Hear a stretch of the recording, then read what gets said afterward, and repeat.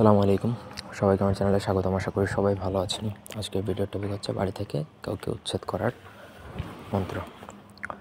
সেটা শুধুমাত্র যে বাড়ির জন্য প্রয়োগ করতে পারবেন এমন না, এটা বাড়ি থেকেও করতে পারেন, অফিস বা অন্য কোথাও থেকেও কাউকে যদি আপনি বিতাড়িত বা উচ্ছেদ করে দিতে চান, ডেফিনেটলি আপনি সেটাও করতে পারবেন। ব্যক্তিগত যে কোনো প্রয়োজন বা যে কোনো কাজের জন্য স্ক্রিনে দেওয়া নাম্বার আছে, সরাসরি ফোনে, হোয়াটসঅ্যাপে বা ইমোতে যোগাযোগ করে যে কোনো কাজ করাতে পারবেন দেশে বা দেশের বাইরে থেকে।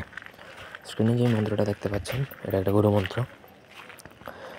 কাফরুন কাফাতি কাফাতা কাফান মাকরুন শয়তানা ওয়াফকাতা ওয়াফ কাফান জো হুম হুম কাফা কাফা। সহজই আছে, প্রথমে একটু জটিল মনে হইলেও পরবর্তীতে আপনি মুখস্থ করলে এটা সিদ্ধ হয়ে যাবে।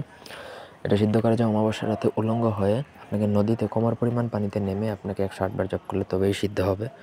তারপর আপনি চাইলে এটা প্রয়োগ করতে পারবেন।